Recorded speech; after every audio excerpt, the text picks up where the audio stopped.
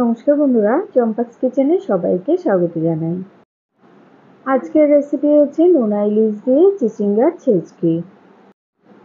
খুব সহজে এই সুস্বাদু রান্নাটা আমি কি করে করি, চলো তার রেসিপিটা চটপট দেখে নেওয়া যাক।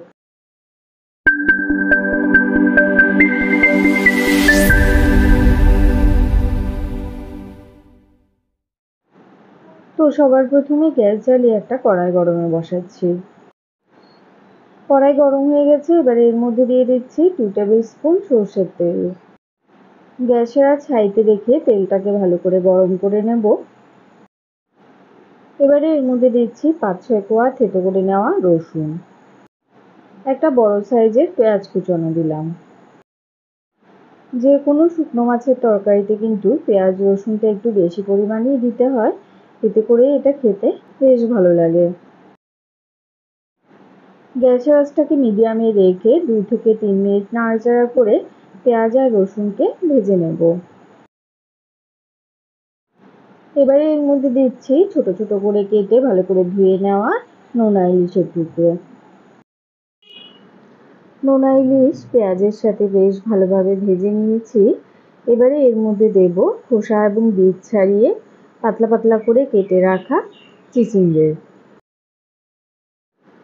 সবকিছুর সাথে চিচিঙ্গাটাকেও বেশ ভালোভাবে একবার মিশিয়ে নিচ্ছি।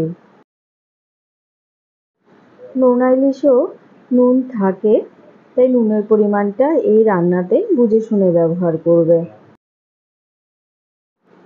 4-5টি চেরা কাঁচা লঙ্কা এর মধ্যে দিয়ে দিচ্ছি। দিচ্ছি হাফ টিস্পুন নুন, 1/4 টিস্পুন হলুদ গুঁড়ো আর সামান্য কাশ্মীরি লঙ্কা গুঁড়ো। নুন দেওয়ার সাথে সাথেই কিন্তু দেখো চিচিঙ্গে থেকে জল ছাড়তে শুরু হয়েছে।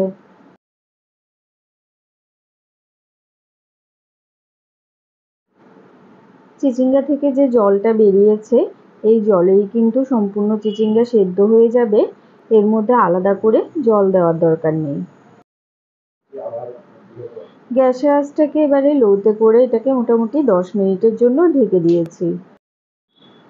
এর মধ্যেই দেখো চিচিঙ্গাটা কিন্তু মজে একদম একটুখানি হয়ে গেছে, আর যে জলটা বেরিয়েছিল সেটাও সম্পূর্ণ শুকিয়ে গেছে। আমাদের চ্যানেল চম্পাস কিচেনের রেসিপিগুলো যদি তোমাদের ভালো লাগে তাহলে অবশ্যই চ্যানেলটাকে সাবস্ক্রাইব করে নেবে এবং পাশে থাকা বেল আইকনটাকে প্রেস করে দেবে। এতে করে যখনই আমি নতুন ভিডিও আপলোড করব সাথে সাথে এর নোটিফিকেশন তোমাদের কাছে পৌঁছে যাবে। তো নোনা ইলিশ দিয়ে চিচিঙ্গার ছেচকি কিন্তু হয়ে গেছে।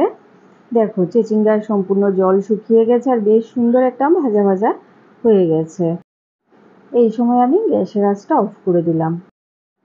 তো বন্ধুরা, সহজ সরল ঘরোয়া পদ্ধতিতে তৈরি করা চিচিঙ্গার ছেচকির এই রেসিপিটা তোমাদের কেমন লাগলো অবশ্যই কমেন্ট করে জানাবে। ভালো লাগলে লাইক করবে আর তোমার বন্ধুদের সাথে ভিডিওটাকে শেয়ার করতে কিন্তু একদম ভুলবে না। এতক্ষণ আমার পাশে থেকে ভিডিওটা দেখার জন্য অনেক অনেক ধন্যবাদ। ভালো থাকবে, সুস্থ থাকবে। পরের ভিডিওতে আবার দেখা হবে। বাই।